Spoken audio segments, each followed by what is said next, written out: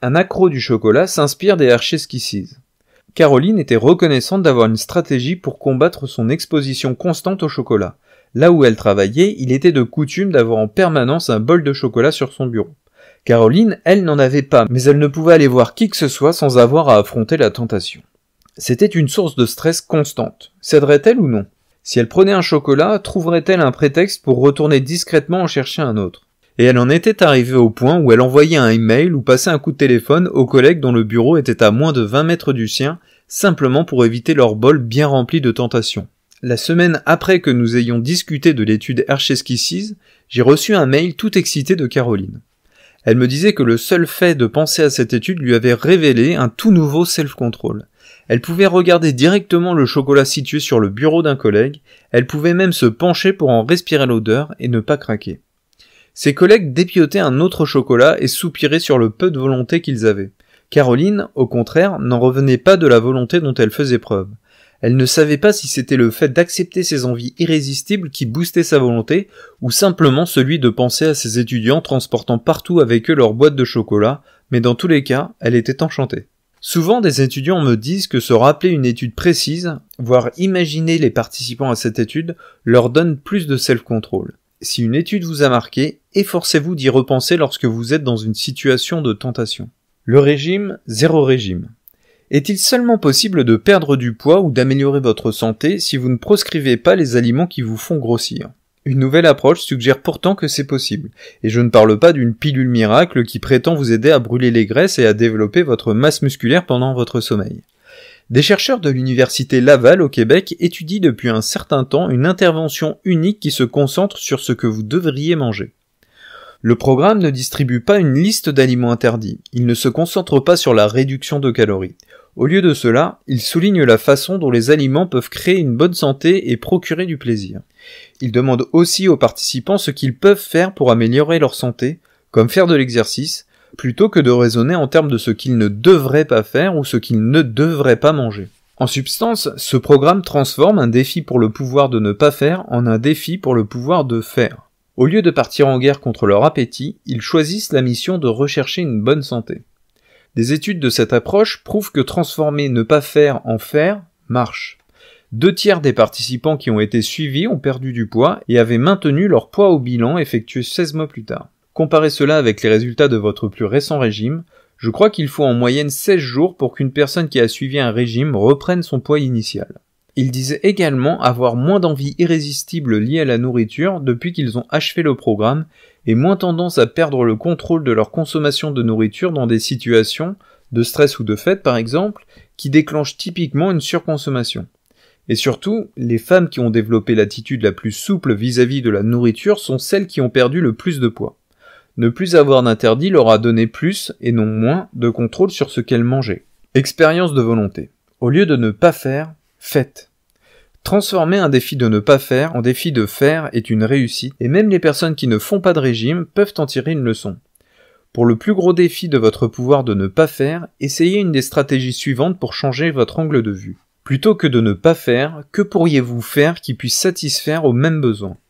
La plupart des mauvaises habitudes tentent de répondre à un besoin, que ce soit réduire son stress, s'amuser ou rechercher une approbation. Plutôt que de vous focaliser sur l'interdiction de votre mauvaise habitude, remplacez celle-ci par une nouvelle habitude, si possible plus saine. Un de mes étudiants essayait d'arrêter le café, il l'a remplacé par du thé. Le thé présentait les mêmes avantages, c'était une bonne excuse pour faire une pause. C'était une source d'énergie et il était facile d'en trouver n'importe où, sans pour autant avoir beaucoup de caféine. Si vous ne faisiez pas votre mauvaise habitude, que pourriez-vous faire à la place ? La plupart de nos addictions et de nos distractions demandent du temps et de l'énergie que vous pourriez consacrer à autre chose. Parfois, se concentrer sur cette possibilité manquée est plus motivant que d'essayer de se débarrasser de sa mauvaise habitude. Une de mes étudiantes avait l'impression de perdre son temps devant la télé, sans être capable pour autant de se détacher des émissions de télé-réalité. Il lui a été beaucoup plus facile de couper la télévision lorsqu'elle s'est fixé un but sur ce qu'elle ferait à la place, à savoir apprendre à être une meilleure cuisinière. Elle a commencé tout simplement par remplacer les émissions de télé-réalité par des émissions culinaires. Un bon premier pas. Puis elle est passée du canapé à la cuisine, etc. Pouvez-vous redéfinir votre défi de ne pas faire en défi de faire ? On peut parfois voir un même comportement sous deux angles différents. Par exemple, un de mes étudiants a redéfini son défi de ne pas être en retard en défi d'arriver le premier, ou d'arriver 5 minutes en avance. Cela ne paraît pas faire une grosse différence, mais il s'est retrouvé beaucoup plus motivé, et moins sujet au retard, quand il a fait de son défi d'être à l'heure une course qu'il pouvait gagner. Si vous vous concentrez sur ce que vous voulez faire plutôt que sur ce que vous ne voulez pas faire, contournez les dangers du rebond ironique. Si vous décidez de tenter cette expérience, engagez-vous à passer cette semaine à vous concentrer sur des actions positives plutôt que sur des interdictions. À la fin de la semaine, évaluez comment vous avez réussi à la fois votre défi original de ne pas faire et votre nouveau défi de faire. Veuillez ne pas fumer. Sarah Bowen, chercheuse scientifique à l'Active Behavior Research Center de l'Université de Washington, avait consciencieusement réfléchi à la meilleure façon de mettre en place sa chambre de torture. Elle choisit une salle de conférence classique, avec une longue table qui permettrait d'asseoir 12 personnes. Elle couvrit les fenêtres et enleva tout ce qui était au mur pour qu'il n'y ait rien qui puisse distraire ses sujets. Ils arrivèrent un par un. À sa demande, chacun apportait un paquet non entamé de sa marque de cigarettes préférée. Ils voulaient tous arrêter de fumer, mais aucun n'avait encore arrêté. Bowen avait demandé aux fumeurs de s'abstenir de fumer pendant au moins 12 heures pour être sûr qu'ils seraient en manque de nicotine. Elle savait qu'ils avaient hâte d'en allumer une et de prendre une bouffée, mais ils devaient attendre que tout le monde arrive. Une fois tous les fumeurs arrivés, Bowen les fit asseoir autour de la table. Chaque chaise était tournée face au mur de sorte que les fumeurs ne pouvaient pas se voir. Elle leur demanda de ranger livres, téléphones, nourriture ou boissons et leur donna à chacun un papier et un crayon pour qu'ils répondent à des questions. Et ils ne devaient s'adresser la parole sous aucun prétexte.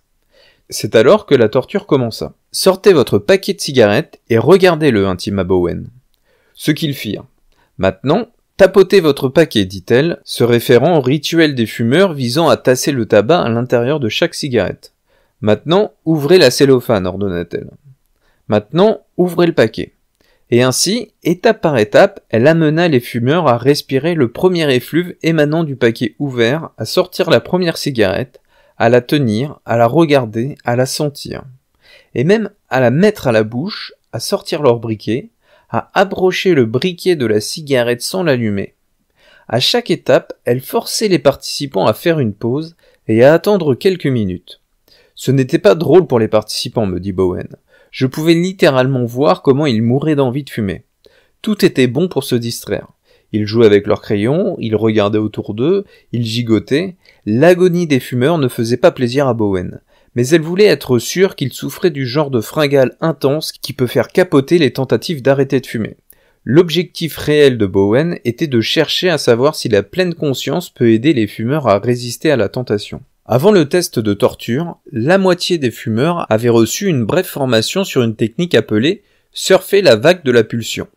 On leur intima de faire très attention à leur pulsion de fumer sans essayer de la changer ou de s'en débarrasser.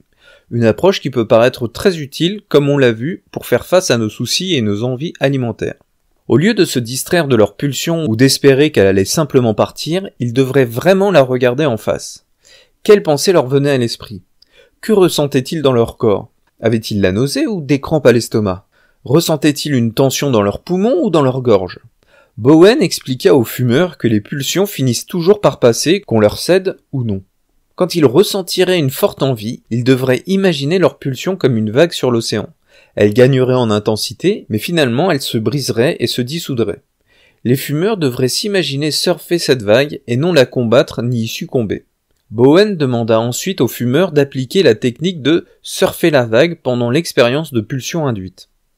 1h30 plus tard, après avoir été bien mis à l'épreuve, tous les fumeurs furent libérés de la chambre de torture de Bowen. Elle ne leur demanda pas de réduire leur consommation de cigarettes et ne les encouragea même pas à utiliser la technique de surfer la vague dans leur vie quotidienne. Mais Bowen leur donna tout de même une dernière tâche. Noter le nombre de cigarettes qu'ils fumeraient par jour au cours de la semaine suivante, ainsi que leurs humeurs quotidiennes et l'intensité de leurs envies de fumer. Au cours des 24 premières heures après l'expérience, il n'y eut aucune différence dans la consommation de cigarettes des deux groupes. Mais à partir du deuxième jour et tout au long de la semaine, le groupe qui avait été initié à la technique de surfer la vague fuma moins. À la fin de la semaine, le groupe de contrôle ne manifestait aucun changement, mais ceux qui surfaient la vague de leur pulsion avaient réduit de 37% leur consommation de cigarettes. En réalité, le fait de prêter directement attention à leurs pulsions les avait aidés à prendre des mesures positives en vue d'arrêter. Bowen regarda aussi la relation entre l'humeur des fumeurs et leur pulsion de fumer. Aussi surprenant que cela puisse paraître, les fumeurs qui avaient appris à surfer la vague de leur pulsion ne montraient plus la corrélation typique entre le fait d'éprouver un sentiment négatif et celui de craquer. Le stress ne les faisait plus systématiquement allumer une cigarette. C'est l'un des meilleurs effets secondaires liés au fait de surfer la vague des pulsions.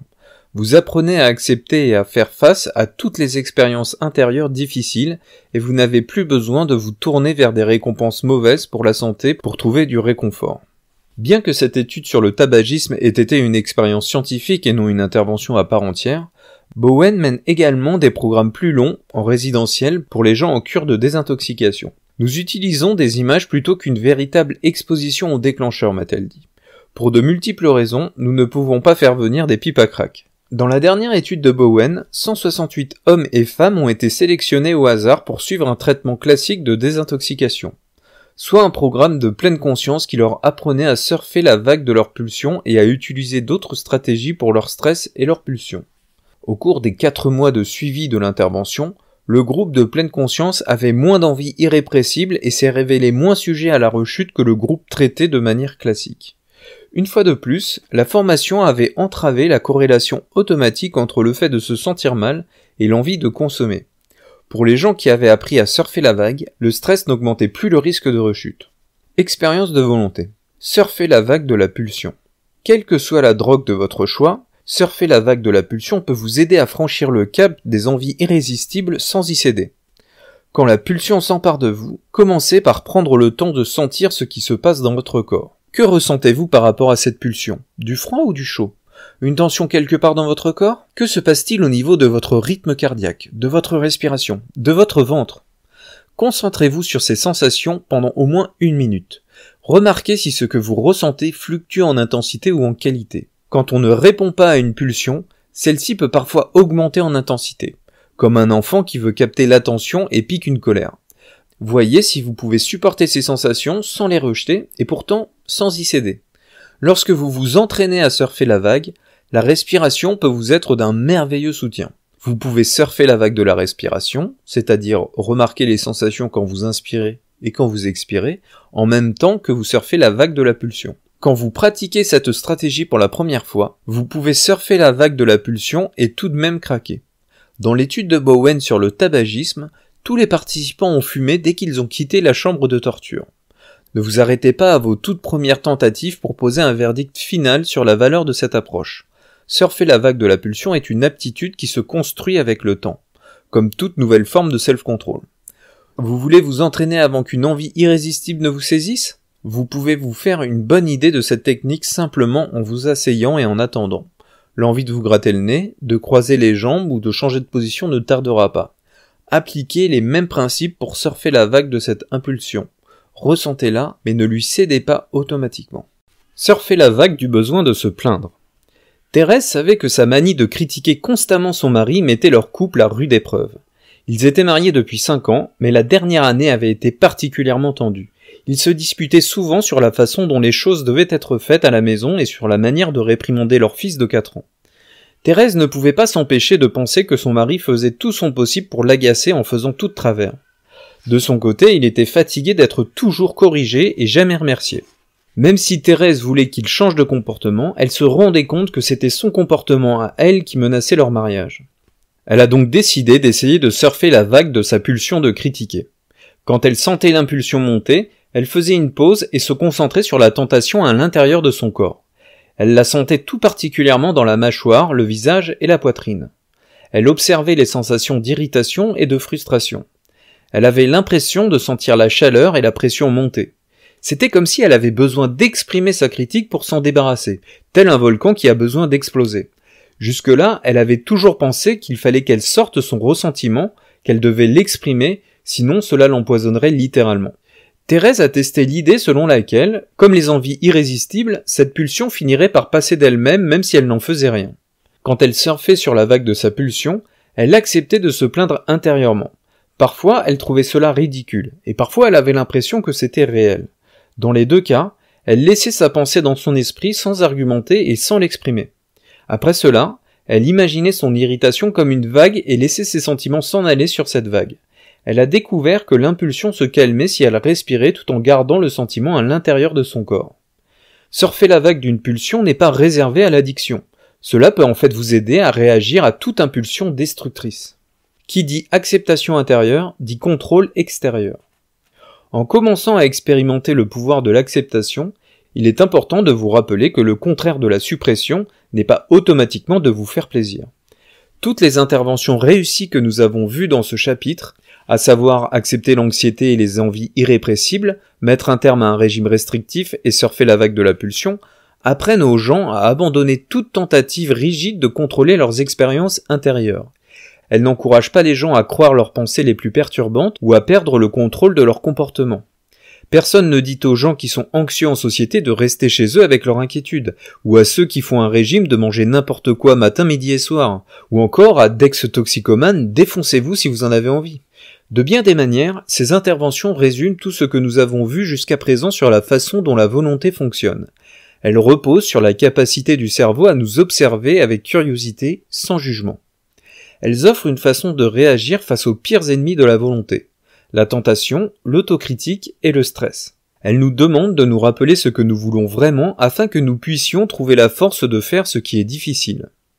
Le fait que cette même approche basique aide dans une telle variété de défis de volonté, de la dépression à la toxicomanie, confirme que ces trois aptitudes, à savoir avoir la conscience de soi, s'occuper de soi et rappeler ce qui est le plus important, sont les fondations du self-control. Un dernier mot. Essayez de contrôler ses pensées et ses sentiments à l'effet inverse de ce qu'on imagine en général. Et pourtant, plutôt que de prendre conscience de cela, la plupart d'entre nous réagissent à leurs échecs en s'engageant encore plus dans cette mauvaise stratégie. Nous essayons encore plus fort de repousser les pensées et les sentiments que nous ne voulons pas avoir dans une vaine tentative de protéger notre esprit du danger. Si nous voulons réellement la sérénité de l'esprit et un meilleur self-control, nous devons accepter le fait qu'il est possible de contrôler ce qui nous traverse l'esprit. Tout ce que nous pouvons faire, c'est choisir ce que nous voulons croire et agir en conséquence. Résumé du chapitre. L'idée principale. Essayez de supprimer les pensées, les émotions et les envies irrésistibles se retournent contre vous et vous rend plus susceptible de penser, de ressentir ou de faire ce que vous voulez précisément éviter. Sous le microscope. Explorez le rebond ironique. Y a-t-il quelque chose à quoi vous essayez d'éviter de penser ? Arrivez-vous à supprimer cette pensée ou le fait d'essayer de sortir de votre esprit le fait-il revenir avec plus de force ? Qu'y a-t-il sur votre liste des choses les plus désirées ? D'après votre expérience, est-il vrai que proscrire quelque chose augmente votre désir de cette chose ? Expérience de volonté. Sentez tout ce que vous ressentez, mais ne croyez pas ce que vous pensez. Quand une pensée perturbante vous vient à l'esprit, remarquez-la et prêtez attention à ce que vous ressentez dans votre corps. Puis concentrez-vous sur votre respiration et imaginez cette pensée se dissoudre ou passer son chemin. Acceptez vos envies irrésistibles, mais n'y succombez pas. Quand vous êtes pris d'une envie irrésistible, remarquez-la mais n'essayez pas de vous en distraire immédiatement ou d'argumenter pour vous en dissuader. Rappelez-vous de l'effet rebond de l'ours blanc et souvenez-vous de votre objectif pour y résister. Surfez la vague de la pulsion. Quand une pulsion s'empare de vous, gardez les sensations physiques et surfez sur ces sensations comme on surfe sur une vague, sans les repousser ni modifier votre comportement à cause d'elles.